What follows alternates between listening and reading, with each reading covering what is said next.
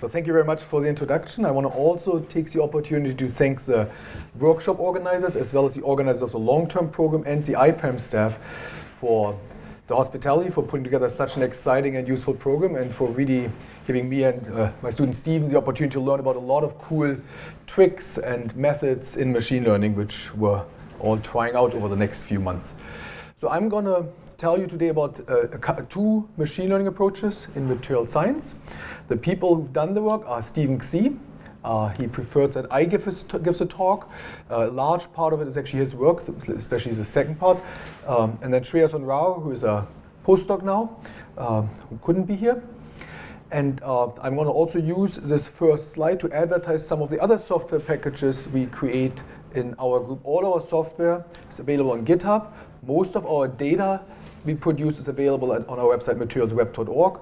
And we're developing a genetic algorithm, a high throughput framework for 2D materials and interfaces, and solvation models. If any of those of interest to you, please ask me afterwards. So what I'm going to talk today about is our machine learning efforts over the last few years. And I'm going to talk about two specific efforts of machine learning for material science. I'm going to talk about how we use machine learning to learn energy landscapes. And the goal there really is to accelerate our structure prediction algorithm, GASP, to identify new crystal structures under ambient condition at high pressure and identify materials which have some unique and cool properties. And we're going to do that using a radial and angular distribution function. I'm going to show you that you can actually reduce the error significantly by going, instead of using global descriptors for a crystal structure, going to local descriptors. In the second part of the talk, I'm going to talk about the symbolic regression part. In material science, as I'm going to show you, we often don't have a big data problem. We often have a small data problem, that we have very little data, but there's a lot of information in it. And so neural networks may not be optimal when you only have 20, 30, 40 data points. And so symbolic regression, which is a lot stiffer, can actually help with some of these efforts. And I'm going to show you that we can learn an analytic equation that can actually predict superconducting TC and then a couple of other things on a relatively small data set of 29 materials. So I got to also acknowledge the whole group. A lot of this work wasn't just done by those two students. There's a lot of discussion and other things over the years that have played a role. And here's a picture of the group. Stephen sits in the audience. Stephen, there he is. So any questions I don't answer, I'll ask him. And H3S and LaH10 is in the middle of the picture here. And he did a lot of the machine learning on energy landscapes. We also work with people at UT Austin, Hao Li and Graham Henkelman on some of the machine learning, and with Dallas Twinkle at Urbana-Champaign. And then the superconductivity effort was done together with Peter Hirschfeld, James Hamlin, and Greg Stewart, three physicists at UF. We get our funding from NSF, DOE, and NIST, and our computational resources typically wherever we can get our hands on. And at this point, we've been really lucky that the University of Florida several years ago has actually put an initiative together to have a supercomputer at the University of Florida, which has about 50,000 cores at this point and gets updated every 2 to 3 years, so very powerful. It's in the top 500 typically. And so we have a very large allocation on that machine, and as you can tell, at the University of Florida, everything is going to be called a GATA, so this is hyperGATA. We also usually use NSF Exceed, and recently we've also used some Google Cloud Platform resources for some other machine learning efforts, which had been kind of an interesting experience. So machine learning material science. I'm going to give you a quick, very biased introduction to what I think machine learning material science can do. So if your favorite method or application isn't on here, just talk to me afterwards. I'll add them on. Right? I'd love to learn more, but this is just my personal biased view. You can do supervised learning. And there, for example, a number of efforts which try to high throughput screen materials databases like the ICSD, the Inorganic Crystal Structure Database, or the Materials Project Database, or AFlow for materials with useful properties. That's one way. Another way we're going to talk about today is developing surrogate models where you also need a fair bit of data typically, and then can do structure exploration where you explore an energy landscape and try to find new local or global structural minima. And I'm going to talk more about these kind of learning curves in the first part of the talk. This is what you're going to have big data. When you have little data, So when you got data sets, and often experimental data sets for materials are surprisingly small. You look at some data sets for some perovskite materials and some tilt angles, something we recently looked at, and you might find in the literature 50, 60 entries for some of these systems. For the superconductors, I'm going to show you we have 29 entries for experimental data for some of these superconductors. Despite the fact that there are hundreds of superconductors measured, only a very small number has actually the electronic structure been accurately measured. And in those cases, you can do symbolic regression to actually derive some analytic expression and then show how these analytic expression help you maybe extrapolate and interpolate the space and give you maybe some physical insights. We can also do unsupervised learning, and this is something which already has been mentioned a number of times when we look at different clusterings, for example, of structures we see in molecular dynamics simulations, and try to identify when interesting things happen in your simulation or when things fail in your simulation. In other words, you see structures you really shouldn't be seeing because your underlying model actually just fails in there. And so here's a simulation from H3S and Dynes group at Penn State, simulating a reaction on a two-dimensional material where a number of molecules react and form another layer of a 2D material. And we're using clustering to try to identify when do we have to be careful in those simulations or when do interesting things happen. So this is my brief overview, but we can do machine learning, and there's lots of other applications. We've heard a lot of them during the workshop already, and so I'm happy to talk about any of those later also. So I'm going to have 3 parts to the talk. First, I'm going to tell you very briefly why we're really interested in these surrogate models for energy landscapes, and tell you about our genetic algorithm, and then I'll tell you how machine learning is trying to help that effort. So this is a typical workflow, and you're all very familiar with genetic algorithms for how a genetic algorithm works, and this is specifically for structure prediction. So you're going to start with some initial random, typically structures, or maybe they come from a database. You create some initial population, and then this is the main loop in your genetic algorithm where you're going to do some sort of evaluation. Then the good structures get added to an offspring pool, and then you cycle that around until you feel like you've seen enough structures, or you typically run out of computer time, some combination thereof, and you're done. Our algorithm is specifically for crystalline materials, but we've also extended it for 2-dimensional crystalline materials, 1-dimensional crystalline materials, and for 0D materials, that's molecules and clusters. It works very well for 1D, 2D, and 3D structures. For 0D, we have not put in a lot of the genetic operations people have put in for clusters. It works, but I think it's relatively inefficient for 0D. One of the other features, and that's something which you're going to see throughout my talk, is that we're often very interested not just in a single given composition. We're interested in the whole space of possible compositions. So we're going to vary in our searches in the machine learning later on, as well as here right now. We're going to vary how many A atoms, how many B atoms, how many C atoms we have. So our unit cell could get larger or smaller throughout our machine learning and genetic algorithm searches, and it could change in composition. So our algorithm is written grand canonical, so we vary everything we can. And the reason for that is physical in nature, that we think if you got a structure with a certain composition and you got some other structures with different composition, you can actually have a lot of information you can carry over from one structure to the other. For example, what are typical bond distances, bond angles, and that carries over a binary or ternary phase diagram, at least over some region of it, and it's useful information. You want to keep that in the genetic algorithm. And it's also important that you search for variable number of atoms, because we don't typically up front know how many atoms are actually in your unit cell. And we often don't even know what the composition is either in many material systems. So I've got just one slide here about applying these algorithms and showing you that these do indeed somewhat better than random searches. So this shows you that you actually get about a 3 times improvement with a genetic algorithm over a brute force random search. That range of improvement obviously depends on a lot of your parameters in the algorithm on the specific problem, but this is kind of a typical result of what you should be expecting. I've added one other thing in there. We've heard yesterday from in the morning from Allen about that genetic algorithm, you got to be a little careful with various things. You got to make sure you sample things correctly, that you don't get stuck, for example, prematurely in some minimum, and then don't progress anymore. Don't have the genetic diversity of exploring your overall energy landscape. And so this is clearly one thing most genetic algorithms have to take care of. We do that by duplicate matching all along. But there's other issues when you actually search across variable composition and variable number of atoms in your system. And that is that the endpoints So the pure A and pure B materials typically get undersampled. And that has to do with when you do your genetic operations, you take one structure, another structure, you combine them. And when you combine two structures, it's very unlikely that you get to a pure material. You most likely end up right in the middle of your composition space. And this is an illustration of that problem. When you only have a small number of atoms in your unit cell, you allow up to 10, you really have a strong peak in the middle here.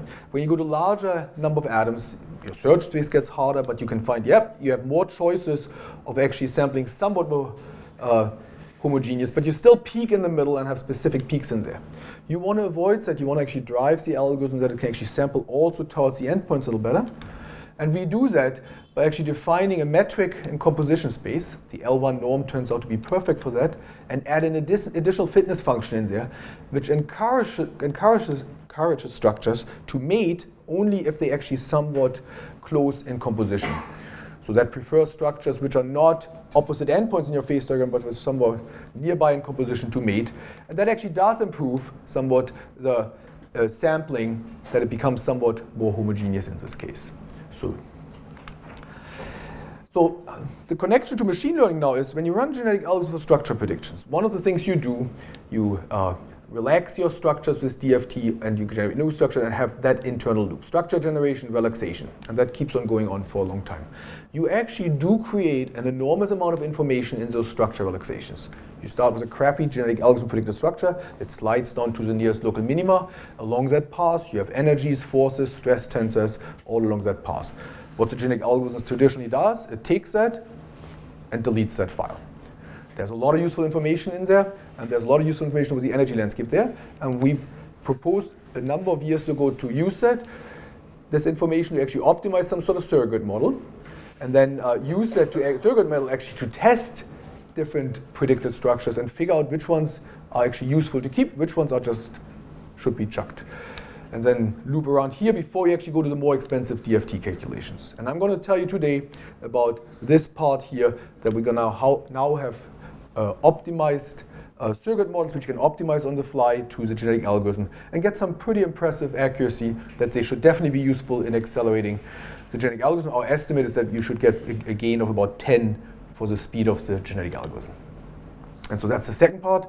We're going to learn the energy landscape using machine learning.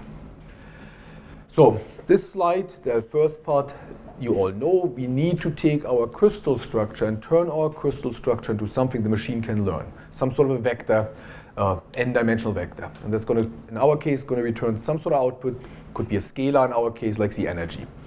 So the problem with crystal structures is, already mentioned, the crystal structures vary in size. They have variable number of atoms in them, they have variable compositions in them, so there's some integer variables in there. There's some discrete variables, 6 for the unit cells, and then for each atom an XYZ coordinate.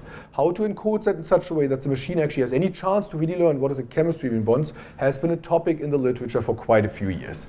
And so those structure representations have to fulfill a number of criteria. You got to be invariant to the choice of unit cell and crystal symmetry, because there's actually choices you can make. You can take a cube and you can actually make a skewed version of the cube, same crystal structure, but your descriptor would not know about it unless you told it about it, or your machine learning. So it needs to be unique so that no two different crystal structures have the same vector representation. That helps when you really want to describe the whole energy landscape to make sure you don't get any issues there. It should also have some sort of continuity. That means when the two descriptors get closer and closer, the crystal structure gets more and more similar. And so a number of crystal structure predictors have been proposed. Yesterday, Allen proposed a kind of unique one with with voxels in a 3D space and kind of image recognition, which has some of those features, I think, the way he's built it in. We actually took our motivation from the long-established field of interatomic empirical potentials, which all have most of those features and have been shown to work moderately well in many cases. And so we started out by looking at radial distribution functions. So this is just measuring all the distances in your crystal structure. And I'm going to show you later, we added to that also angular distribution function. So what are the bond bending angles in your structure? And then this is the radial distribution function. So this is averaged over all atoms I and J in your system. And this is closely related to what you measure in X-ray or neutron crystallography. And this is an illustration of what that looks like. So this is your distances. We'll actually broaden that out a little bit. After we broaden it out, and that broadening is important because it actually does somewhat increase resolution when we bin it, because the information isn't just contained in a single bin, but in multiple bins. It also makes the description continuous after binning and stuff like this. So this criteria, global radial distribution function, actually fulfills perfectly invariance and continuity. Uniqueness is something it doesn't fulfill. There actually are crystal structures which have absolutely identical radial distribution function from 0 to infinity, but are different structures. Those are actually surprisingly rare structures, but they exist. For pure elements, they've actually, of your single component, they've actually have been started to being enumerated, and these are called homometric structures, same metric, but different structures. So this is a problem of this descriptor, and so going to adding angles in there somewhat helps with that. I don't know if there's actually mathematical proof that when you add angular distribution functions to the radial distribution function that you overcome that homometric problem, but you certainly make it a lot less likely that you encounter it in your real simulation. Okay, so here's an example from one of our earliest work. That was a lithium germanium DFT connection. Here's just what some of these functions look like. You'll have to, so they have peaks for nearest neighbors and peaks for second and third nearest neighbors, and at some point you should truncate that because information becomes irrelevant because chemical bonding is somewhat nearsighted. So, so what we're doing in the first part of the talk, I'm going to show you for that lithium germanium data, which was run with a genetic algorithm where we have 14,000 lithium germanium structures from all these different relaxations, and we're going to calculate for those the formation energy. We're going to try to learn the formation energy. What's the formation energy is different than the energy you've seen for a lot of the molecular systems we've looked at, where it's actually the atomization energy. The atomization energy is you take atoms from infinitely far apart and put them together to a molecular crystal structure. The main contribution to that energy is actually just a bond counting argument. You count the number of bonds, multiply the energy of each bond, and you get a rough estimate of what's happening. The formation energy doesn't have that advantage. It's actually a more difficult thing to learn because you compare the energy of your AB crystal structure, like lithium-4 germanium I showed you before, to the energy of a lithium crystal and the energy of a germanium crystal, the lowest energy lithium and the lowest energy germanium crystal. That specifically looks for how does the bonding change? How do the AB bonds differ from AA and BB bonds? One thing. And how does the bonding between the AA, AB, and BB bonds changes as a function of composition and crystal structure? So it's very sensitive to details in the bonding character as you move across the binary or multi-component system.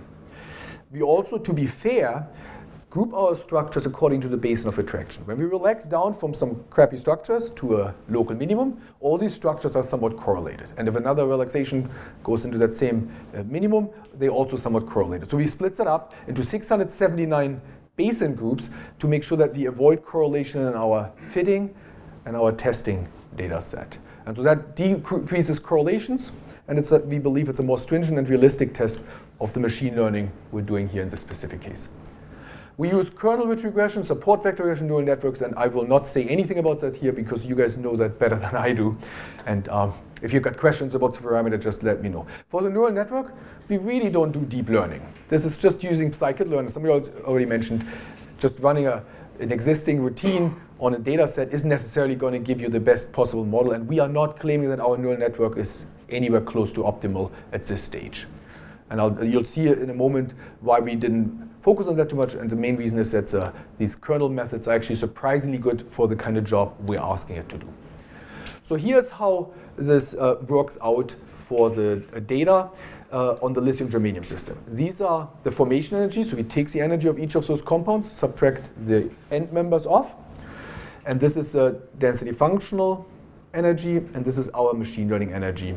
And these are unrelaxed formation energies. That means for every structure along these relaxation paths, I predict the energy it has at that point.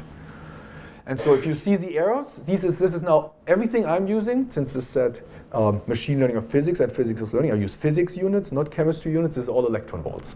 So this is actually milli-electron volts here, the arrows. And so just a kilocal is about 10 milli-electron volts. A kilojoule is about 40 milli-electron volts, to give you an idea. So these arrows we get here now are clearly below chemical accuracy, but the important thing to compare to is not just the chemical accuracy, it's actually the energy span you have here.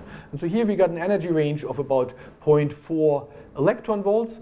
When you actually calculate the RMSE error across that, it's actually significantly smaller than 0.4. So we have about an RMSE of the, if you take the average, is probably about 100 milli-electron volts. In that case, we get 10% of that is what our machine learning predicts. So it reduces the error by a factor 10 over just taking the average. That's actually quite reasonable. The R squared is good, so this looks quite reasonable. This is using that global descriptor I've showed you so far. SVR turns out to be computationally very efficient, and we think provides a pretty decent trade-off between speed and accuracy. And our neural network is a really simple neural network. We probably could do a little better on that. Not sure if the descriptor needs to be changed, but that's something one could look at. Okay. One thing we actually need for the genetic algorithm is we actually want to know what the local minimum energy is, not where the crappy energy our genetic algorithm structure was starting at, but after relaxation. So we thought, okay, let's try to learn that energy landscape. That energy landscape actually has a little bit of a funky form, because for each basin of attraction, the relaxed energy is actually flat. And then you go to the next neighboring basin of attraction, it's another flat line. And we thought, well, maybe that's hard for it to learn. It turns out it's actually not that hard. So here's learning just the minimum energy instead of the instantaneous energy. And we get essentially the same error bars. So 13.4, 11.8 for MIE on 20 milli-electron volts, the RMS error. And the functional dependence here looks very similar. So in other words, we can actually use this immediately to screen our genetic algorithm for structures. You made a comment earlier about not about splitting on these basin sets or something. Basins of attractions, yeah, that's right. So you imagine you've got some high-dimensional space, right? And the dimensionality actually changes the number of atoms, and there are these somewhat parabolic-looking minima, and we're looking for the deepest ones. So in this one, you're reporting the error where something in This is a testing error we show. So in other words, we left it out. So those basins have never been seen? Well, that we don't know. So we look at any individual MD run which relaxes to a minimum. There could be some which have been seen in another one, but we're trying to minimize that. But we don't know exactly if some paths didn't end up in a nearby point. Right, so there could be train sets. There could be. There is some correlation in here. The same basin. There could be, yeah. Yeah, so that is something we're still concerned about. That's correct, right? But to some extent, the goal, remember, is always still to go the genetic algorithm run in the end, where you might also get some starting points which will relax into that same point. And if the algorithm has learned that this point went there, it doesn't have necessarily know that other point also goes there. That other run is going to be somewhere else. So you're going to have data points from that other run which go to that same minimum, and the machine learning does not know that necessarily up front. So that's these unrelaxed. So we're learning really the shape of those basin of attractions here also right now. And that's okay. Right? Because the GA would need to know that as an input. Hey, this structure is going to relax to this energy. You've already seen that energy. You can skip that. Except if it's wrong, then. Except for if it's wrong. You throw out it. That's always a problem with the genetic algorithms anyways. You might occasionally do something which you shouldn't have done, or forget to look at something. That's right. So you need to make sure that if we use, for example, this model in the genetic algorithm, we would use it in a stochastic sense. We would decrease the probability for something we've seen. We would never set it to 0. You've got to be very careful in genetic algorithm. Do not lose your diversity. Don't use the greedy model, right? So you got to. Everything has probabilities on it. Does that? Yep. Yeah? Thank you. Good, excellent question. Okay, so it actually has a similar accuracy for learning the minima as the energy landscapes, and I thought that, to us at least, was somewhat surprising, and that means we can potentially use these things in the genetic algorithms. So here's the learning curve for that, and you can see when we actually start out with our genetic algorithm, our errors are pretty large because it hasn't seen much of the energy landscape. And so if you look, for example, when you got a few dozen relaxed structures here, a few dozen relaxed structures is for 1,000 configurations along those relaxation pathways, right? Because there's a lot of points along the pathway, and you get an error of maybe something like 35 milli-electron volt per atom. That's still somewhat useful, but it's still a small data problem. And so we really do want to have learning curves which are steeper, which go down significantly faster for small amounts of data here. And so the question was for us, can we improve the prediction error for small data sets? Because if you have to go all the way out here to learn, your genetic algorithm is mostly done. You don't gain much of that speed gain we want to get. And so our thought was, well, we do exactly what we do in empirical potentials.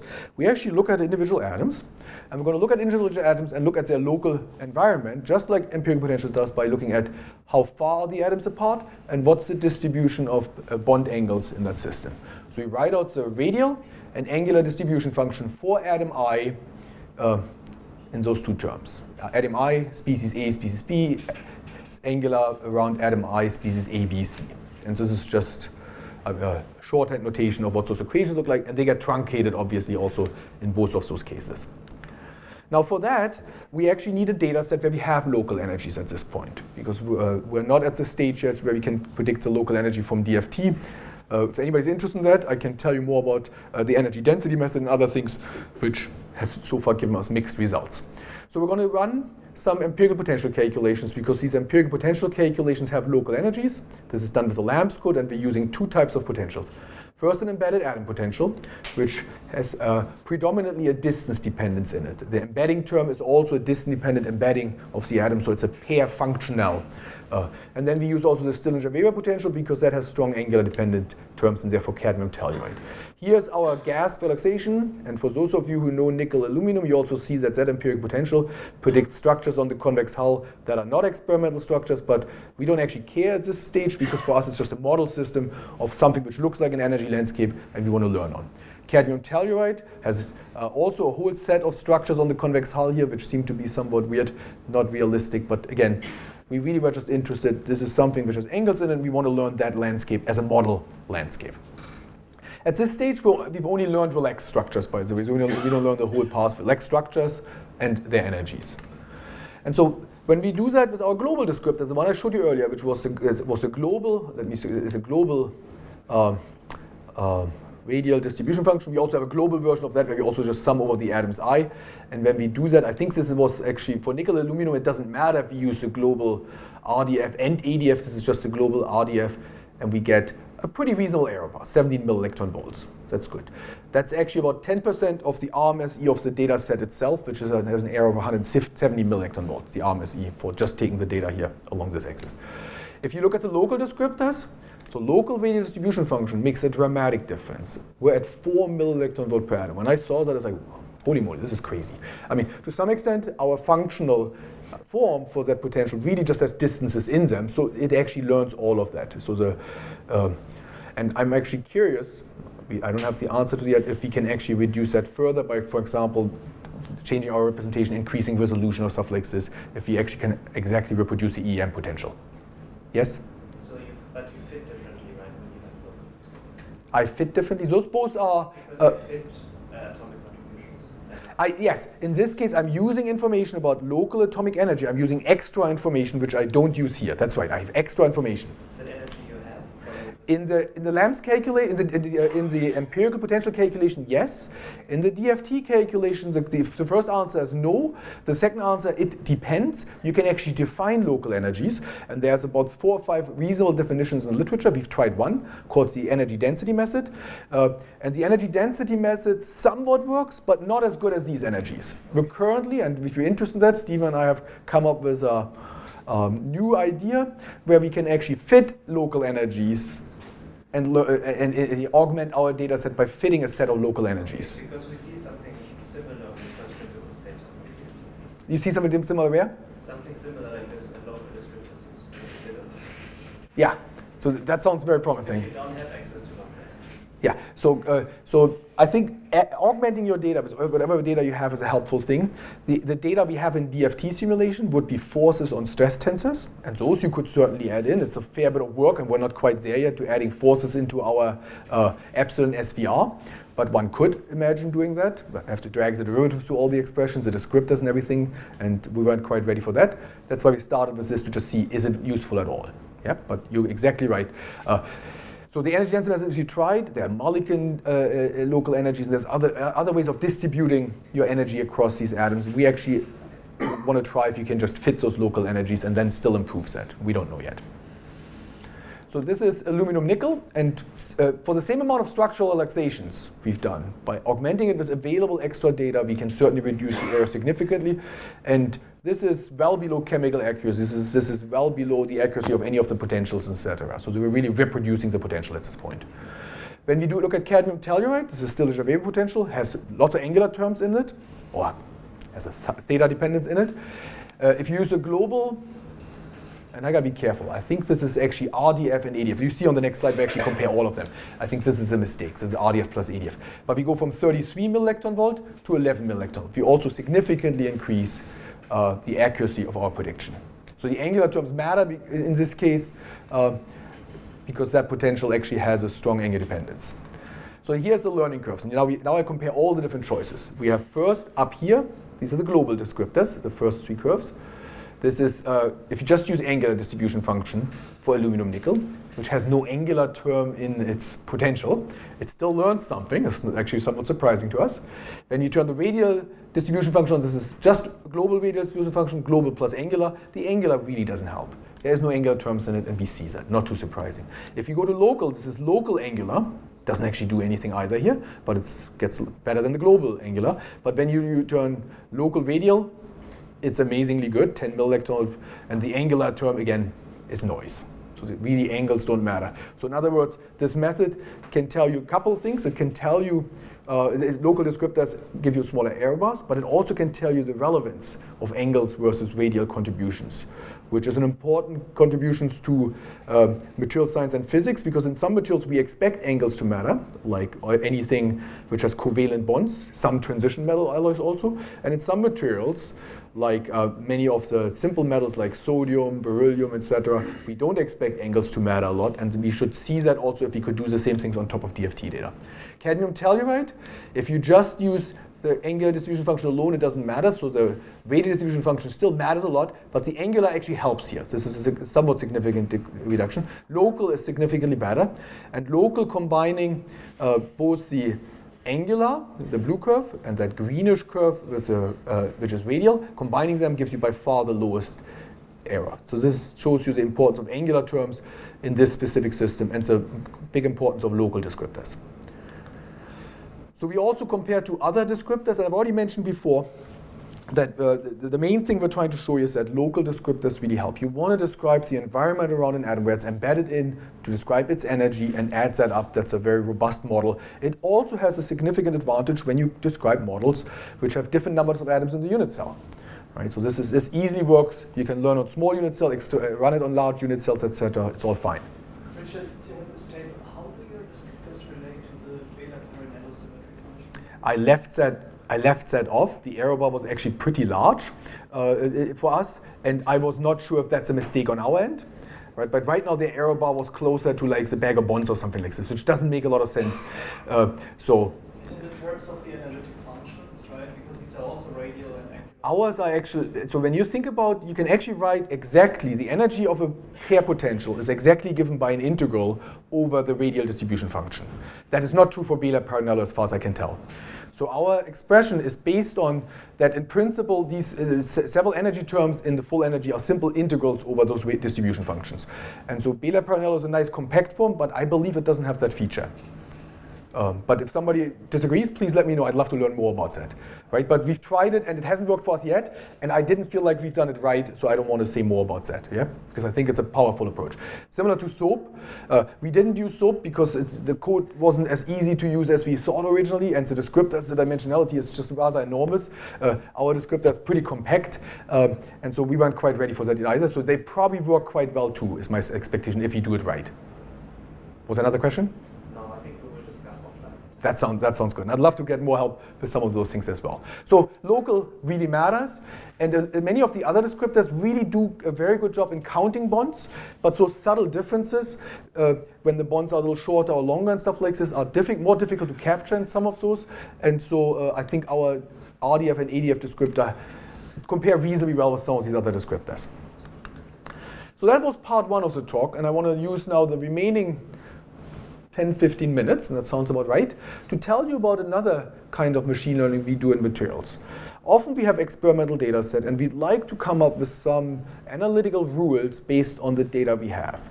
So that could be, for example, which crystal structure shows up when you have those elements, or what's the tilt angle of an octahedra and a perovskite structure, because it changes optical properties, ferroelectricity, etc., those kind of things. And so we've looked at a specific data set because I have close collaborator in physics, which was superconductivity.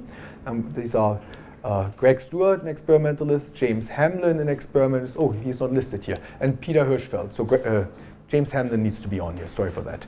And so we try to find, this is the equation we actually do find, based on a data set that's small. And let me tell you what we're actually doing. So the motivation for our work is that there is actually a vast space of possible superconducting materials. We focus in our effort on superconducting materials which are BCS-like, so Bardeen-Cooper-Schrieffer's theory of electron-phonon coupled superconductors. So it's a phonon which mediates the attraction between electrons in the material. And there have recently been several breakthroughs. There's actually a third breakthrough which just appeared on the archive of superconducting materials which are now almost at room temperature. So the first one was in 2015. If you compress H3S and hydrogen to about several megabars, at about 1 megabar it forms actually H3S. That's the first surprise. It's like a weird kind of structure that forms solid H3S, and it has a TC of 200 Kelvin. By far the highest TC ever measured in any material. Didn't take long afterwards. Lanthanum hydride, which is a lanthanum hydrogen class weight kind of structure, a really cool structure, has a TC between 215 and 260 Kelvin, approaching room temperature. If you're not in Antarctica on a cold day, open the window, it's room temperature already. So it's pretty amazing. And so what that mostly does to us is really opening the lid on that there's no limit on electron-phonon superconductors, what the TC can be. We can easily get to room temperature. Forget about the pressure for now. It just means it's physically possible to go to high temperatures. These are not practical because they're at 1 or 2 megabar. That's getting towards the center of the Earth's kind of pressure, so not really useful. But theoretically, it's a really exciting time.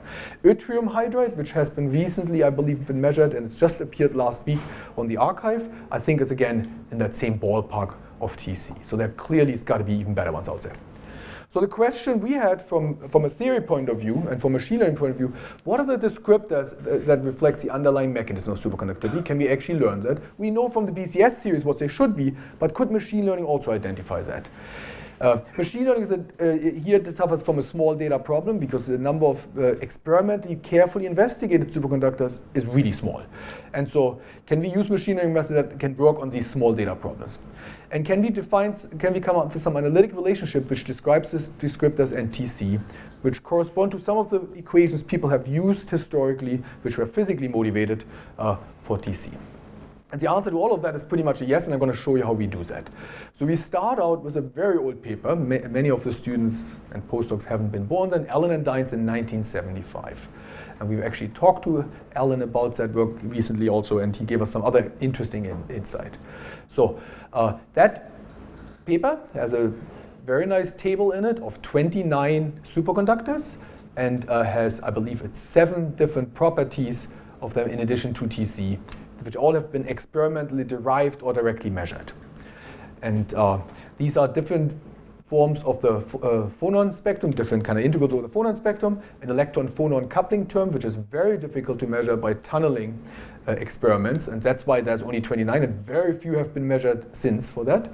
And then there's mu star, which is the Coulomb potential of the electrons, the effective potential of the electrons, and that one is typically just set to 0.1 or something like this because it really isn't a good measurement. It's very hard to get anything out of the experiments for those. TC and eta, I think, is another integral over the phonon spectrum, if I remember correctly. We started out using the parameters which Allen and Dynes and McMillan and others have identified. Those are really directly related to TC, which are the log average of the phonon frequency, the electron-phonon coupling constant, and that mu star value, which effectively is 0.1. And if you look at that, it varies very, very little. Allen-Dynes wrote out an equation in their 1975 paper, and this is the equation almost everybody who calculates TC uses to this day. They calculate lambda, mu star, and lambda and omega log. They make an assumption about mu star, plug that in here. They have to do something about that F1 and F2. Most people forget about F1 and F2 and set it to 1, but the few people that do, they have to use actually omega 2 bar to calculate what F1 and F2 are. Unfortunately, omega 2 bar is very hard to obtain for most people. Most people don't report it, so really they use the approximation that these things are 1. And then that equation is also known as the modified McMillan equation. Okay, so we're going to use symbolic regression. We're going to use a method which does not require a lot of data and which might have a chance of giving us some analytic relationship between those 3 parameters, or 2 parameters and mu star and TC. And so the idea is, can we get some stable results with that? We have the table I showed you is our fitting data.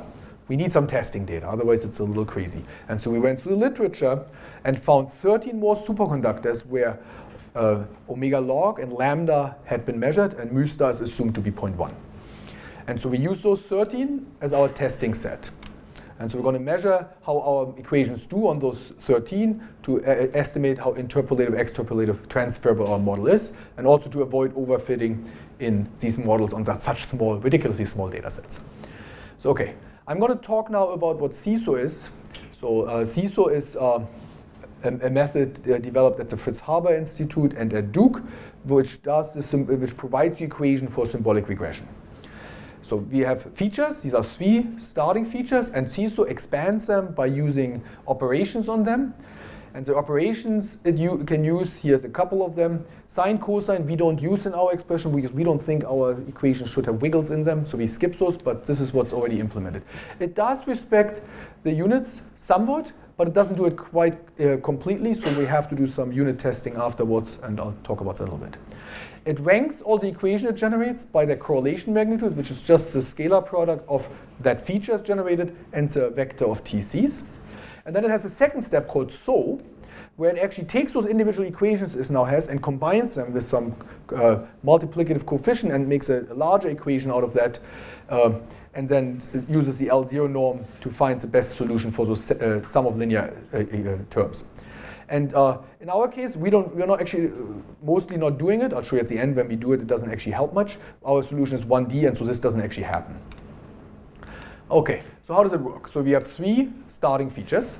So the space is dimension 3, and these are the operations we do. And then you're going to start combining them. So you're going to add them, you're going to multiply them, you can exponentiate them, you can cube them, etc. Then and so forth. And then you go to the next level, and now you can take expressions you already had, and so forth. And you can see that the space goes very rapidly, 334 over 1,000 over 3 million equations. At that point, the SISSO code stops. It doesn't actually run any further. We've tried by hand to extend that, right, Stephen? And they get to larger, and the space gets so large that we actually said, now 3 million's got to be enough, right? But that certainly limits the kind of complexity you can get in your equations. They're of this form here, these are the kind of equations you can get. More complex equation with more different terms showing up in one term here is going to be requiring you to 5.4, and then you have to rewrite the SISSO code to actually do that. Okay, so this is where SISSO ended. It also then does that Schur independent screening, which does that scalar product of my equation with TC and figures out which ones are somewhat correlated with TC. And we look for inner products, in our case, larger than 0.5. That's an arbitrary choice we made because it gave us a sufficiently large number of equations which have some sort of correlation, which we then want to look at more closely. So we have 300,000 equations. The next steps, we actually, Stephen actually programmed up himself.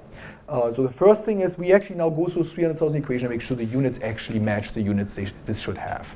And there's a number of things the SISSO code overlooked, and we get down to 22,000 equations. Starts getting manageable. So it's the first physical constraint we had. We added more physical constraints. We make sure that when lambda's electron-phonon coupling goes to 0, TC has to go to 0. That cuts it down a little bit more to around 16,000. We make sure TC is strictly positive, no negative numbers anywhere, 10,000. And then we'll make sure in the last step that the solution remains finite, no divergences, it's continuous. So no cusps like this, it doesn't go imaginary, no square roots of negative numbers, and it monotonically is increasing. Because that's what TC should do with lambda. So all physical constraints we add in, we end up with 6,000 equations at that point. And those we start looking at more closely again. The tools, are going to be, and somewhat are already available on GitHub. I think there's very little documentation on there right now, but there's already some code to doing some of these steps, if you're interested. And talk to Stephen about that more. So here are some of the 6,000 equations we have. And so what we're going to do is we fit a multiplicative factor to each of them to actually turn it into TC. SISSO also has an additive factor it can add in. We don't want that. We don't want any offsets for TC. Okay. And then we evaluate the root mean square error. We do leave one out cross-validation on our 29 data sets. And on the right, we're going to show you the result when we set mu star to 1, what it actually does. This was our range of training data. This is our testing data here, the blue and purple circles. Green. The green is just experimental data, by the way. From low temperature tunneling measurements, so the most precise data. The purple ones includes also resistivity measurements to estimate lambda, which is not that well established. And I think the star was also a DFT calculation for lambda, just to add something else in here to get more data. And this is the experimental, the range over which we fit the equations. There's one data point actually up here. Most of the other data points are actually all down here. And you can see that the equation distribution is actually very dense here. Most of the equations predict a very similar behavior. This curve here is actually the modified McMillan equation, if I remember correctly. Yeah? Or the McMillan equation maybe even, right? It might be not modified, it's the McMillan equation. And it says, no, it's a modified McMillan equation here. And then we also show the Allen and Dynes equation in that blue curve here. There's two red curves are the Allen and Dynes equation for two different choices of omega-2 bar. And this is the span of range the Allen and Dynes equation would give. Our best model is going to be that solid blue curve here, going through here. Okay, so we get a relatively narrow distribution of lambda data. We need more data at higher lambda. And some of the new superconductors actually have higher lambdas. They would help constrain our equation out here. We also need more data down here. There's very little data, none of our training data, and very little our testing data for small lambda. So this is a hint on experimentalists to get to it and do that. So how does it do? Blue is again our SISSO equation. Here's that equation, relatively compact, has 3 terms in it and 1 numerical coefficient, and it does very well. It gets an ARM SE on the fitting data of 0.25. Allen and Dynes gets 0.3, more or less essentially the same. But Allen and Dynes has a larger number numerical coefficient. I'll show you on the next slide. The modified McMillan is actually a little worse. It bends down here. This was the reason for Allen and Dynes to actually develop this equation. On the testing data, here's fitting. Very good testing. Clearly there's an outlier here, and clearly there's an outlier here. The rest actually kind of sort of scatters around. With the expectation you have from superconductivity as an error of 10% is quite expected in most superconducting work. Okay, so the machine learning does a reasonable job of predicting these electron-phonon superconductors. Niobium sulfide and magnesium diboride are outliers. They actually turn out to be 2-dimensional in character. The electronic structure is very 2D.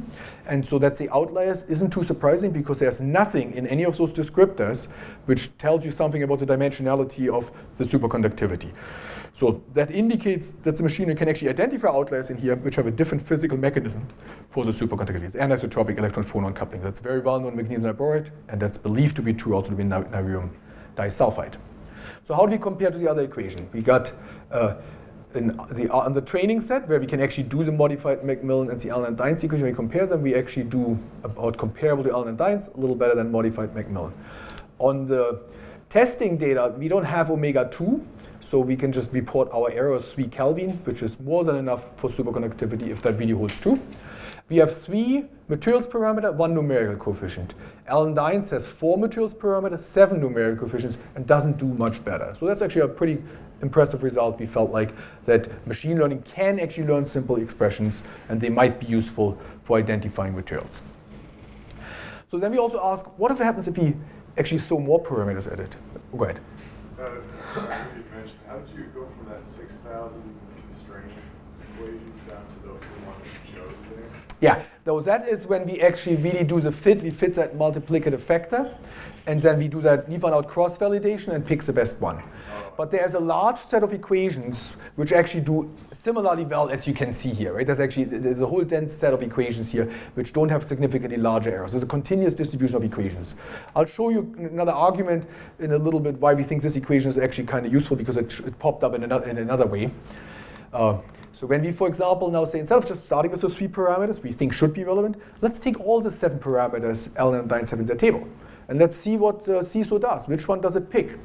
And we do, and the best model is exactly the one we had. It pops out again, and that indicates that there's maybe a hint of robustness, right, to it. But we're not claiming by any means that the second and third best model are dramatically worse or so, and that they couldn't be useful as well. We've looked at those. We focused just now reporting on that one. Here's the second best model, and the error isn't dramatically worse by any means, right? Second digit. It's a little bit ugly looking. The physicists looked at it like, oh God, no, we don't want to have that one. And it contains omega 2 and omega 1 instead, also stuff like this, but it's much more complex. The error is larger, so it's clearly not as good. So in other words, adding parameters beyond omega log, lambda, and mu star doesn't really help in that sense. So making it more complicated, give it more opportunities, not necessarily a good thing. So machine learning can not only identify a useful equation, can also identify what parameters actually should be in that equation using SISSO here. The next thing we did is we tried to come up also, okay, let's see if we can add some materials parameters to it. All the coefficients in the previous equation here just appear as such. You can add something to it, you can multiply some of these coefficients with something and stuff like this before you do some of the operation like exponentials. What happens if you do that? And so Stephen did that, I believe, on the best 1,000 equations or something like this? Something like that, yeah? Right? And so, and this was the best model we get then. It clearly does get better. We go from 0.25 to 0.19 Kelvin. Reduces slightly. But if you look at that equation, we showed that to our physics buddies and say, yeah, right. The number of parameters you have in here, that looks like fitting an elephant, right? So we go from 1 numeric coefficient to 11, we reduce the error. But it doesn't give you any more physical insights. And it really hurts the physical interpretability, because this is now a high power of lambda. There's a lambda to the 4th term in there, which seems really, really unphysical. So that the physicists were not impressed by that one, and I wasn't either. So what have we done? So we've learned an analytic equation with fewer parameters than Allen and Dynes, which is as accurate as Allen and Dynes. We identified that the physical parameters are actually the relevant ones based on the data we had available. We show that analytic expression combined with physical constraints can help us with this small data problem we have. The superconductors Allen and Dynes studied, which are isotropic BCS type superconductors, for that the equation works well. We identify outliers with that. So we think this equation overall is a demonstration of that you can learn simple equations on small data sets. And then if you want to actually discover new superconductors, I told you already, lambda is extremely hard to measure. So it's also extremely hard to calculate. So this is not the best approach using that equation to find better superconductors. But what is potentially a good approach is looking for other descriptors in the electronic structure which are simpler to calculate and use those together with SISSO to find a relationship which gives you approximate TCs and then actually experimentally make it, which is something we're currently doing funded by DOE. So with that, I want to just show the first slide again, summarize. I showed you about the energy landscape, I showed you about the Allen and Dynes equation, and I have one more little thing. UF has recently announced that they're going to have several openings for tenure track faculty positions in machine learning and data science across multiple departments, mostly in engineering. If you're interested, ask me more. The ad will be out in a few weeks for that. Thank you.